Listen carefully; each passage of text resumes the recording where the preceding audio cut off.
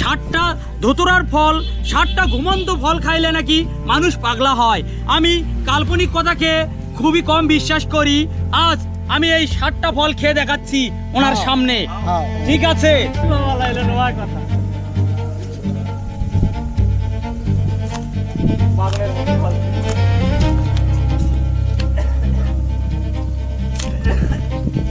আর খায় না, থাক হয়েছে।